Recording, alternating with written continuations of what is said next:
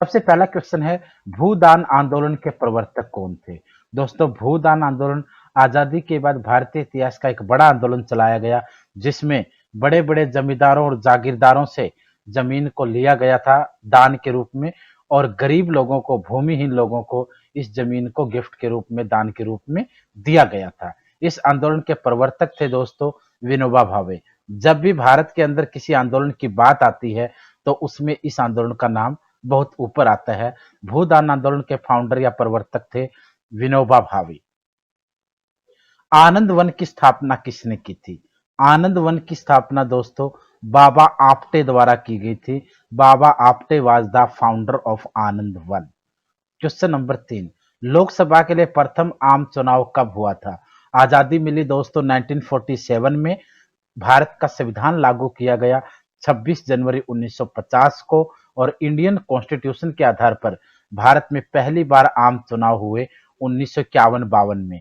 1951-52 इसलिए कहते हैं क्योंकि 51 के लास्ट में शुरू हुए और 52 तक हुए। अगर एक डेट पूछा जाएगा तो 52 रहेगा, क्योंकि 52 में ये कंप्लीट रूप से पूरे हो गए थे। अगर ये क्वेश्चन हो कि पहली लोकसभा का कार्यकाल क्या था, तो दोस्तों 1952 से लेकर के 57 तक फर्स्ट लोकसभा का कार्यकाल था। अगला क्वेश्चन है, अंतर्राष्ट्रीय मानवाधिकार दिवस, इंटरनेशनल ह्यूमन राइट डे कब मनाया जाता है? इंटरनेशनल ह्यूमन राइट डे दोस्तों 10 दिसंबर को मनाया जाता है। International human right day. आजकल डेज बहुत पूछे जाते हैं, कभी एनआरआई डे पूछते हैं 9 जनवरी का, कभी ह्यूमन राइट डे पूछते हैं, कभी एनवायरमेंट डे पूछते हैं 5 जून का, तो कभी महिला दिवस पूछते हैं 8 मार्च का। डेज इंपॉर्टेंट डे पूछे जाते हैं, और डेज के आधार के ऊपर उनका थीम कब से मना रहे हैं, कई टाइप के क्वेश्चन आते हैं। खास करके आप लोगों के लिए, डीएसएसपी और सीटेट वालों के लिए, केवीएस और एचटेट या एनवीएस वालों के लिए जो टीचिंग लाइन में है, उनके लिए टीचर डे का एक अलग महत्व है। टीचर डे के भी क्वेश्चन आते हैं।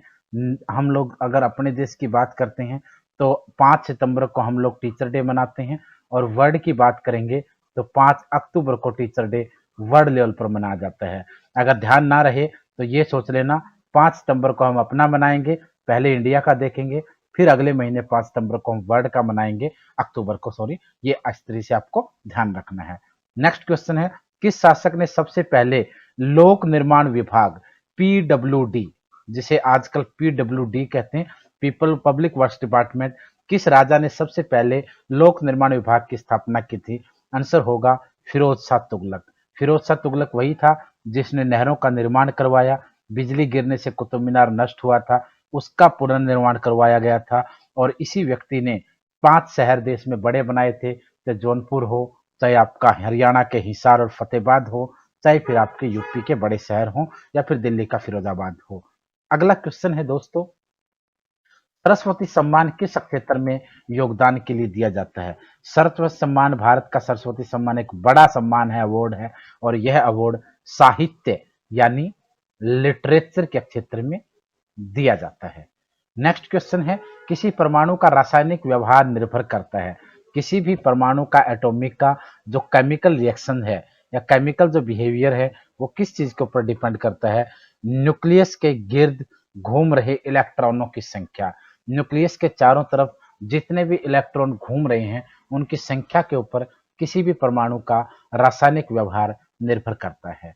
उपराष्ट्रपति अपने मत का प्रयोग कब करते हैं?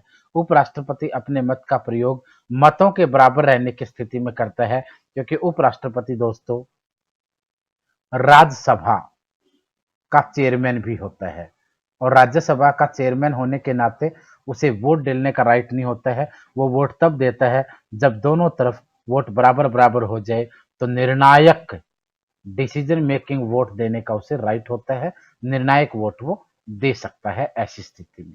नेक्स्ट क्वेश्चन है, मैन ऑफ डेस्टिनी किसे कहा जाता है? एक बड़ा नाम है दोस्तों, मैन ऑफ डेस्टिनी। किस व्यक्ति को कहा जाता है? नेपोलियन बोनापार्ट, जिसने पूरी दुनिया को जीतने का फैसला किया था। उस नेपोलियन बोनापार्ट, जो फ्रांस का एक शक्तिशाली राजा हुआ करता था, उसे हम दुनिया में मैन ऑफ डेस्टिनी के नाम से जानते हैं। संविधान के किस अनुच्छेद में धन विधेयक, मनी बिल की परिभाषा दी गई है? संविधान के दोस्तों अनुच्छेद नंबर 110, आर्टिकल 110 में मनी बिल यानी धन विधेयक की व्यवस्था की गई है, उसकी डेफिनेशन दी गई है। अगर 110 की जगह 108 पूछेंगे तो 108 में पार्लियामेंट का ज्वाइंट सेशन का वर्णन किया गया है जो राष्ट्रपति बुलाता है। नेक्स्ट क्वेश्चन है, भारत ने पहला परमाणु परीक्षण फर्स्ट न्यूक्लियर टेस्ट कब और कहां किया था? दोस्तों, फर्स्ट न्यूक्लियर टेस्ट 14 मई 1974 को पोखरण राजस्थान के अंदर किया गया था, जिसे पोखरण फर्स्ट भी कहते हैं। इसका जो मेन मॉडल था, या इसे हम लोग स्माइलिंग बुद्धा के नाम से भी जानते हैं। हाल ही में पोखरण के ऊपर काफी सारे क्वेश्चन एग्जाम में पूछे जा सकते हैं, ध्यान रखना ये आप लोगों का, क्योंकि इंडिया ने परमाणु परीक्षण 2 बार किया। 1974 में परमाणु एनर्जी का एक्सपेरिमेंट किया और 1998 में परमाणु वेपन्स का एक्सपेरिमेंट किया। पहले वाला पोखरण 1 था, दूसरा पोखरण 2 था। कंप्यूटर के जिस भाग को हम स्पर्श कर सकते हैं वह क्या कहलाता है? उसे हार्डवेयर कहते हैं। कंप्यूटर का वो भाग जिसे हम छू सकते हैं, महसूस कर सकते हैं, हाथ लगा सकते हैं, उठा सकते हैं, रख सकते हैं, उसे हम हार्डवेयर कहते हैं। और जिस भाग को हम छू नहीं सकते उसे सॉफ्टवेयर कहते हैं। कैंसर के उपचार में प्रयुक्त उत्कृष्ट गैस, नोबल गैस जिसे कहते हैं, कौन सी है? रेडान। रेडान गैस को कैंसर के उपचार में, ट्रीटमेंट में यूज किया जाता है। मोनेजाइट बालू में कौन सा खनिज पाया जाता है? मोनेजाइट बालू में थोरियम पाया जाता है। शरीर में सबसे बड़ी अंतस्रावी ग्रंथि, या जिसको हम एंडोक्राइन ग्लैंड कहते हैं, वो कौन सी है? थायराइड। थायराइड शरीर में सबसे बड़ी अंतस्रावी ग्रंथि यानी एंडोक्राइन ग्लैंड होती है। नेक्स्ट है, भारत में श्वेत पत्र का प्रकाशन कौन सी संस्था करती है? श्वेत पत्र को दोस्तों व्हाइट पेपर कहते हैं। भारत में व्हाइट पेपर का डिक्लेरेशन जो है वो कौन सी संस्था करती है?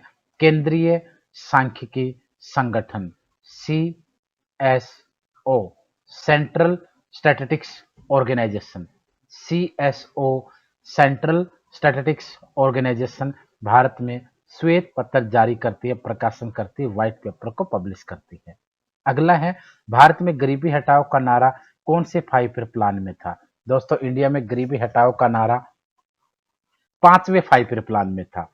5वें 5 प्लान की बात करेंगे, टाइमिंग देखेंगे। पहला 5 ईयर प्लान देखना पड़ेगा 51 से 56 तक, दूसरा देखना पड़ेगा 56 से 61 तक, तीसरा देखेंगे 61 से लेकर के 66 तक। उसके बाद 3 साल का गैप, 3 साल का अवकाश था। आप ये भी कह सकते हैं 3 योजनाओं के बाद, 3 5 ईयर प्लान के बाद 3 साल का गैप। अगर 3 साल 66 में जोड़ेंगे तो 69 आएगा। चौथी 5 ईयर प्लान आपका 69 से लेकर के 74 रहा, और 5वां 5 ईयर प्लान आपका 74 से 78, 4 साल का था, ध्यान रखना। अगली सरकार ने इसको मान्यता नहीं दी थी। तो अगर गरीबी हटाओ की बात करेंगे तो कौन सी पंचवर्षीय योजना में था? 5 ईयर प्लान में। 5 ईयर प्लान का टाइमिंग देखेंगे 74 से 78 तक माना जाता है। यह भी आपको ध्यान रखना है, 3 5 ईयर प्लान के बाद 3 साल का गैप, फिर 2 प्लान के बाद फिर 2 साल का गैप। 2 साल का गैप मतलब 1780 से 2 साल जोड़ोगे तो 80 रहेगा। फिर अगली प्लान 80 से 85, फिर अगली 85 से 90, फिर 2 प्लान के बाद फिर 2 साल का गैप, और 2 साल का गैप 92 ले जाएगा। फिर यहाँ से कंटिन्यू ले जाओ, 92 से आपका रहेगा 1997, 1997 से आपका रहेगा 2002, 2 से आपका रहेगा 2007, 7 से रहेगा 12, और 12 से अभी जो लेटेस्ट था वो 17। इस तरीके से आपको टाइमिंग भरनी है। वैसे देखोगे, अगर गैप फिल नहीं करोगे तो ये नहीं बता पाओगे कि चौथी कौन सी थी, 5वीं का कार्यकाल क्या था, 7वीं का क्या था, 11वीं का क्या था। तो ये ध्यान रखना है, 3 योजनाओं के बाद 3 साल का गैप, 2 योजनाओं के बाद 2 साल का गैप, फिर 2 योजनाओं के बाद 2 साल का गैप, आगे कोई गैप नहीं होगा। अगला क्वेश्चन है दोस्तों, भारतीय रिजर्व बैंक आरबीआई की स्थापना किस वर्ष हुई थी? आरबीआई की स्थापना 1934 में हुई थी। लेकिन अगर ये क्वेश्चन हो कि आरबीआई एक्ट कब बना था, आंसर होगा 1934। 1934 में आरबीआई एक्ट बना, 35 में आरबीआई की स्थापना हुई। जब आरबीआई की स्थापना हुई तो इसे कलकत्ता में बनाया गया था, लेकिन 37 में इसे बॉम्बे शिफ्ट कर दिया गया, और इसी आरबीआई का नेशनलाइजेशन हुआ दोस्तों 1 जनवरी 1949 को सभी क्वेश्चन ध्यान रखने हैं। 34 में एक्ट बना, 35-35 में आरबीआई बना, कलकत्ता में बना, 37 में बॉम्बे शिफ्ट कर दिया गया, आज भी बॉम्बे है, और 1 जनवरी 1949 को इसका नेशनलाइजेशन हुआ। नेक्स्ट क्वेश्चन है, शरीर के किस अंग को रक्त बैंक कहा जाता है? यानी शरीर का कौन सा अंग है, ऑर्गन है, जिसे ब्लड बैंक कहते हैं? आंसर है दोस्तों प्लीहा। प्लीहा को ब्लड बैंक कहा जाता है। बाल विवाह की प्रथा किस काल में आरंभ हुई? बाल विवाह की प्रथा दोस्तों गुप्ता डायनेस्टी में शुरू हुई, जिसे हम लोग गुप्त काल कहते हैं। नेक्स्ट क्वेश्चन है, भारत में पंचायती राज से संबंधित 73वां संशोधन कब लागू हुआ? भारत में पंचायती राज से संबंधित 73वां संशोधन 24 अप्रैल 1994 को लागू हुआ। 73वां संशोधन के आधार का मतलब दोस्तों पंचायतों से है। 74वें संशोधन की बात करेंगे तो नगर पालिका, नगर निगम, नगर परिषदों से है। 73वें संशोधन के आधार पर 11वीं अनुसूची जोड़ी गई। 74वें संशोधन के आधार पर 12वीं अनुसूची यानी शेड्यूल को जोड़ा गया। दोनों को 1992 में पास किया गया था, 93 में प्रोसेस में रहा, और 24 अप्रैल 1994 को 73वें संशोधन को लागू कर दिया गया। पंचायती राज का फाउंडर भारत में दोस्तों बलवंत राय मेहता को माना जाता है। बलवंत राय मेहता के आधार पर एक कमेटी बनी थी, उसने इसको आगे मान्यता दिलवाई थी, उसको बनाया था त्रिटायर आधार पर। भारत में सबसे बड़ा जनजातीय समुदाय कौन सा है? इंडिया का सबसे बड़ा जनजातीय समुदाय कौन सा है? आंसर है दोस्तों भील। खासकर 2 राज्यों में ज्यादा बसते हैं, शुरू से ही पाया जाता है, राजस्थान के अंदर और महाराष्ट्र में। नेक्स्ट है, संसद की किस वित्तीय समिति में यानी पार्लियामेंट की कौन सी फाइनेंशियल कमेटी में राज्यसभा का कोई भी प्रतिनिधि नहीं होता है, या उसका कोई प्रतिनिधित्व या रिप्रेजेंटेशन नहीं होता है, रिप्रेजेंटेटिव नहीं होता है? प्राक्कलन समिति, इसे इंग्लिश वाले बच्चे कहेंगे एस्टिमेटेड। एस्टिमेटेड कमेटी के अंदर कोई भी राज्यसभा का व्यक्ति नहीं होता है। राज्यसभा के सदस्यों का चुनाव कितनी अवधि के लिए किया जाता है? राज्यसभा के सदस्यों का चुनाव 6 वर्ष के लिए किया जाता है। नेक्स्ट क्वेश्चन है, जम्मू कश्मीर का संविधान कब लागू किया गया? जम्मू कश्मीर का संविधान दोस्तों 26 जनवरी 1957 को किया गया, जिसके तहत जम्मू कश्मीर में धारा 370 को लगाया गया। अगला क्वेश्चन है, किस शासक ने भूमाप के लिए सिकंदरी गज या फिर इसे कहते हैं गज ए सिकंदरी की शुरुआत करी? कंफ्यूज होने की जरूरत नहीं है, गज सिकंदरी नाम इसके अंदर ही है। गज सिकंदरी की शुरुआत दोस्तों सिकंदर लोधी ने की थी, जो लोधी डायनेस्टी का एक शक्तिशाली राजा था। इसके अंदर कई बार क्वेश्चन पूछा जाता है, गज सिकंदरी में टोटल कितने अंक होते थे? 1 2 3 4 करके इसमें 32 अंक हुआ करते थे। भारत में भूमि को मापने का पहला पैमाना, पहला पैरामीटर बनाया गया था सिकंदर लोधी के द्वारा, इसमें 32 अंक हुआ करते थे। भारत सरकार का कौन सा पदाधिकारी संसद के किसी भी सदन की कार्रवाई में भाग ले सकता है? महान्यायवादी, जिसे हम लोग एजी कहते हैं, इंग्लिश में जिसे अटॉर्नी जनरल कहते हैं। भारत सरकार का एकमात्र पदाधिकारी अटॉर्नी जनरल होता है या महान्यायवादी होता है, जो संसद के दोनों सदनों की कार्रवाइयों में हिस्सा ले सकता है, बट सवाल जवाब नहीं कर सकता और वोटिंग नहीं कर सकता। खास बात ध्यान रखना। नेक्स्ट क्वेश्चन है, Netaji Subhash national institution of sport कहां पर स्थापित है? Netaji Subhash national institution of sports दोस्तों पटियाला के अंदर है, जो आपके पंजाब में पड़ता है। नेक्स्ट क्वेश्चन है, विल्स ट्रॉफी किस खेल से संबंधित है? विल्स ट्रॉफी का संबंध दोस्तों क्रिकेट से होता है। रामानुज के अनुयायी को क्या कहा जाता है? रामानुज के अनुयायियों को वैष्णव कहा जाता है। वैष्णव किसके अनुयायियों को कहा जाता है, यह भी क्वेश्चन आ सकता है। रामानुज के अनुयायियों को वैष्णव कहा जाता है। नेक्स्ट क्वेश्चन है, दादा साहब फाल्के पुरस्कार भारत सरकार ने कब शुरू किया? दादा साहब फाल्के पुरस्कार दोस्तों भारत सरकार ने 1969 में शुरू किया गया, और पहला दादा साहब फाल्के पुरस्कार मिला दोस्तों देविका रानी को, जो फिल्म इंडस्ट्री की पहली महिला नायिका थी। नेक्स्ट क्वेश्चन है, इंडियन सिक्योरिटी प्रेस कहां पर स्थित है? Indian security press Nashik road Pune में है। इंडियन सिक्योरिटी प्रेस पुणे में है, पुणे के नासिक रोड पर स्थित है। शतरंज विश्व कप कितने समय अंतराल से होता है? शतरंज विश्व वर्ल्ड कप, यानी जिसे हम लोग इंग्लिश वाले बच्चे जिसे चेस वर्ल्ड कप, कितने साल के गैप में होता है? 2 साल के गैप में।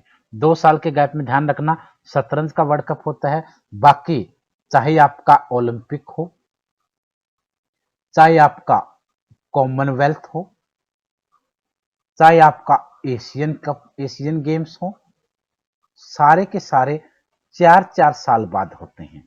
लेकिन शतरंज यानी चेस का वर्ल्ड कप 2 साल बाद होता है। राष्ट्रीय आवास बैंक किसका नियंत्रित उपक्रम है? राष्ट्रीय आवास बैंक किसके अंडर में काम करता है, किसका एक उपक्रम के रूप में है? भारतीय रिजर्व बैंक, आरबीआई के उपक्रम के रूप में काम करता है। नेक्स्ट क्वेश्चन है, संयुक्त राष्ट्र संघ का महासचिव बनने वाला पहला अफ्रीकी व्यक्ति कौन था? दोस्तों, संयुक्त राष्ट्र का महासचिव बनने वाला पहला अफ्रीकी व्यक्ति था कोफी अन्नान। लेकिन अगर अब की बात करें, कोफी अन्नान साउथ कोरिया का था, साउथ कोरिया का था। लेकिन अगर वर्तमान की बात करें दोस्तों, तो वर्तमान में यूएनओ का जनरल सेक्रेटरी यानी महासचिव है एंटोनियो एंटोनियो गुटेरियस है, जो पुर्तगाल का रहने वाला है, एक पोर्तुगीज है। क्वेश्चन देखना, अगर ये क्वेश्चन है संयुक्त राष्ट्र संघ का महासचिव बनने वाला पहला अफ्रीकी, हमें लगता है कि संयुक्त राष्ट्र संघ का महासचिव पूछा गया है, लेकिन इसने पूछा कि पहला अफ्रीकी कौन था। पहला भी और अब तक का आखिरी अफ्रीकी भी कोफी अन्नान ही था। अभी वर्तमान नहीं पूछा गया है। अगर वर्तमान पूछेंगे तो एंटोनियो एंटोनियो गुटेरियस रहेगा। नेक्स्ट क्वेश्चन है दोस्तों, बनी ठनी पेंटिंग शैली का संबंध भारत के किस शहर में? यह क्वेश्चन आजकल सबसे ज्यादा चर्चित है। आईएएस के प्रीलिम्स 2018 में भी ये क्वेश्चन पूछा गया, और अब सीट इसमें डीएसएसबी में भी पीजीटी में इस क्वेश्चन को पूछा गया।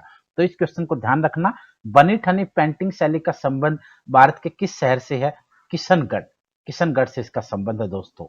नेक्स्ट है, न्याय दर्शन के संस्थापक कौन थे? न्याय दर्शन के संस्थापक कौन थे? न्याय दर्शन के संस्थापक दोस्तों महर्षि गौतम थे। महर्षि गौतम ने न्याय दर्शन की स्थापना की थी। नेक्स्ट है, डॉक्टर बी आर अम्बेडकर ने संविधान का हृदय और आत्मा किसे कहा गया है? डॉक्टर बी आर अम्बेडकर ने कॉन्स्टिट्यूशन का हार्ट एंड सोल किसे कहा है? आंसर होगा दोस्तों संवैधानिक उपचारों का अधिकार, यानी आर्टिकल 32, या इंग्लिश में कहेंगे कॉन्स्टिट्यूशनल रिमेडीज, कॉन्स्टिट्यूशनल रिमेडीज, संवैधानिक उपचारों का अधिकार, जिसमें रेट लगाई जाती है। किसके वायु प्रदूषण से अम्ल वर्षा होती है? किसके वायु प्रदूषण से अम्ल वर्षा होती है? नाइट्रस ऑक्साइड एवं सल्फर ऑक्साइड, नाइट्रस ऑक्साइड और सल्फर ऑक्साइड के प्रदूषण के वायु प्रदूषण से अम्ल वर्षा होती है। नेक्स्ट है, हरे फलों को कृत्रिम रूप से पकाने में किस गैस का प्रयोग किया जाता है? हरे फलों को कृत्रिम रूप से पकाने में दोस्तों एथिलीन का प्रयोग किया जाता है, एथिलीन। आज की वीडियो में दोस्तों हम कुछ और क्वेश्चन आपसे डिस्कस कर देते हैं। भारत में गोल्डन हैंडशेक योजना किससे संबंधित है? इंडिया में गोल्डन हैंडशेक योजना का संबंध स्वैच्छिक सेवानिवृत्ति से है, यानी अपनी मर्जी से जो रिटायरमेंट ली जाती है, स्वैच्छिक अपनी विश से सेवानिवृत्ति रिटायरमेंट ली जाती है, उसका संबंध गोल्डन हैंडशेक योजना से है। नेक्स्ट है, लोकसभा में शून्यकाल यानी 0 आवर की अवधि अधिकतम कितनी हो सकती है? ऑटोमेटिकली दोस्तों 1 घंटे की। 1 घंटे का 0 आवर होता है, 1 घंटे का क्वेश्चन आवर होता है, पर्सन काल होता है। पहले पर्सन काल होता है 11 से 12, फिर 12 से 1 आपका 0 आवर होता है। नेक्स्ट, कांग्रेस के किस अधिवेशन में सविनय अवज्ञा आंदोलन शुरू करने का निर्णय लिया गया? कांग्रेस के लाहौर अधिवेशन में दोस्तों सविनय अवज्ञा आंदोलन शुरू करने का फैसला लिया गया 1930 में।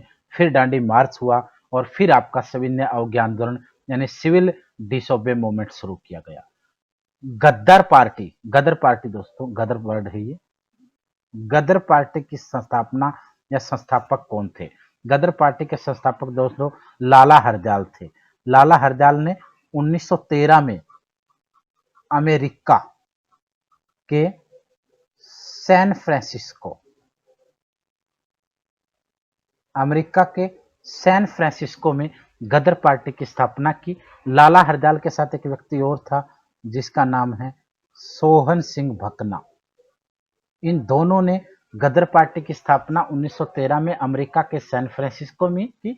पार्टी का मुख्य उद्देश्य था विदेशों से, दूसरे देश के लोगों से, ऐसे लोगों से चंदा इकट्ठा करना जिनके दिल में भारत के प्रति दर्द है और भारत को आजाद करने के लिए जो सोचते हैं। विदेशों से चंदा इकट्ठा करना और उस डोनेशन या चंदे के पैसे से इंडियन रिवॉल्यूशनर्स, भारतीय क्रांतिकारियों की मदद करना, इसका मुख्य उद्देश्य था। सोहन सिंह बकना ने 1913 में ही हिंद एसोसिएशन की स्थापना भी की थी। कवि गुरु के नाम से किसे जाना जाता है? कवि गुरु के नाम से दोस्तों रविंद्रनाथ टैगोर को जाना जाता है, जिन्होंने जनगण मन की रचना की और इन्होंने ही जिन्हें अंग्रेजों ने नाइटहुड, सर की उपाधि दी और इन्होंने ही, यही फर्स्ट इंडियन था जिन्हें नोबेल प्राइज मिला। फर्स्ट इंडियन जिन्हें नोबेल प्राइज मिला 1913 में लिटरेचर के फील्ड में, गीतांजलि बुक के ऊपर। नेक्स्ट क्वेश्चन है, भारत का शेक्सपियर किसे कहा जाता है? इंडिया का शेक्सपियर दोस्तों महाकवि कालिदास को कहा जाता है। Kalidas is known as the Shakespeare of India. Bharat में महात्मा गांधी के दांडी मार्च की तुलना नेपोलियन की पेरिस यात्रा से किसने की थी? सुभाष चंद्र बोस। सुभाष चंद्र बोस ने गांधी जी की दांडी यात्रा की तुलना नेपोलियन की पेरिस यात्रा से की थी। नेपोलियन की पेरिस यात्रा से इसकी तुलना की गई। दांडी मार्च दोस्तों 12 मार्च से 6 अप्रैल 1930, 12 मार्च 1930 से 6 अप्रैल 1930 तक चला। शुरुआत हुई थी साबरमती फार्म से, समाप्त हुआ गुजरात के दांडी समुद्र तट पर। लंबी यात्रा थी। गांधी जी ने अपने 78 फॉलोवर्स के साथ इसे पूरा किया। यहाँ जाकर के नमक बनाया, नमक बना करके नमक कानून को तोड़ा गया। यहीं से दांडी मार्च को समाप्ति और सविनय अवज्ञा आंदोलन लॉन्च हुआ। महात्मा गांधी ने एकमात्र कांग्रेस के अधिवेशन की अध्यक्षता की? बेलगांव अधिवेशन दोस्तों 1924 में हुआ था, जिसमें गांधी जी चेयरमैन थे। बेलगांव कर्नाटक में है। भारतीय संविधान की 8वीं अनुसूची का संबंध किससे है? भारतीय संविधान की 8वीं अनुसूची में दोस्तों भाषाओं का वर्णन है। 22 लैंग्वेजेज जो भारतीय संविधान द्वारा मान्यता प्राप्त हैं, इन्हें भारतीय संविधान की 8वीं सूची में रखा गया है, अनुसूची में रखा गया है, शेड्यूल में। 1857 के विद्रोह में किस नेता ने स्वयं को बहादुर शाह का गवर्नर घोषित किया? बहादुर शाह जफर का गवर्नर घोषित किया दोस्तों नाना साहब ने, जो कानपुर के नेता थे, बिठूर के महाराज जिन्हें कहा गया था, जिनकी अंग्रेजों ने पेंशन बंद कर दी और उन्होंने अंग्रेजों के खिलाफ क्रांति का बिगुल बजा दिया।